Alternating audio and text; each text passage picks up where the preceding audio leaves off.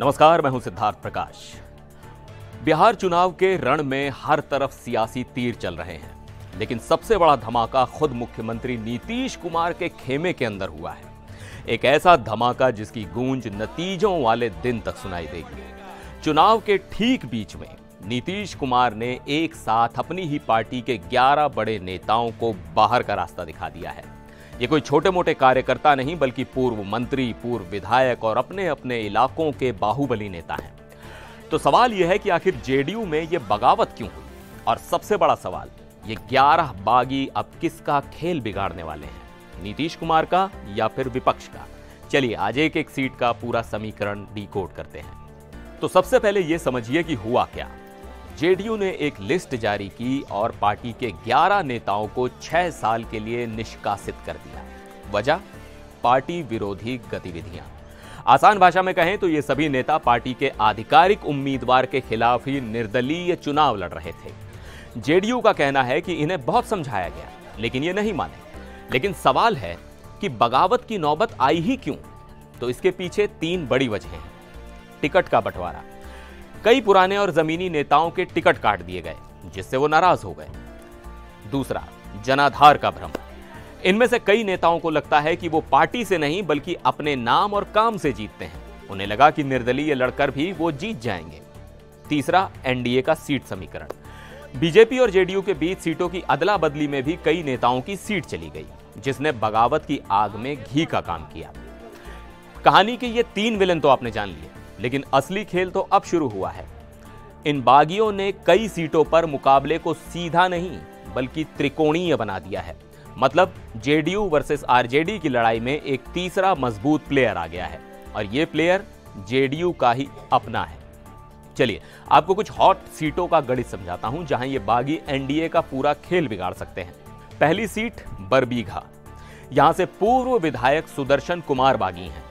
इनका इलाके में यादव, कुर्मी और अल्पसंख्यक वोटरों पर अच्छा प्रभाव है।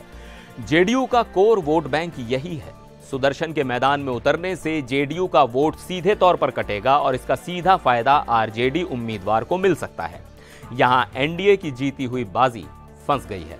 दूसरी सीट बड़हरिया, सिवान। यहां से पूर्व विधायक श्याम बहादुर सिंह बागी हैं।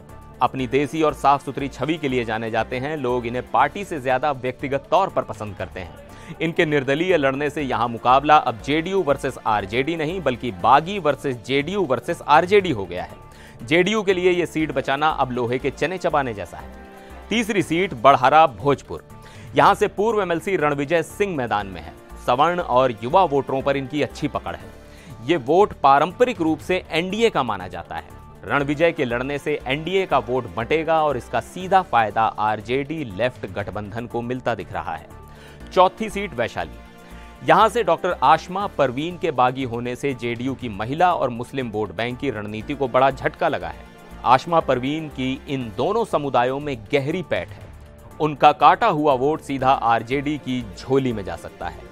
और 5वीं सीट मोतिहारी।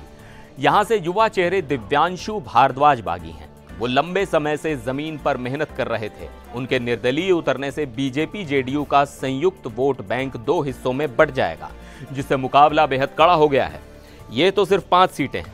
ऐसी ही कहानी कदवा, नबीनगर और बेगूसराय जैसी कई और सीटों पर भी है। हर जगह एक ही पैटर्न है।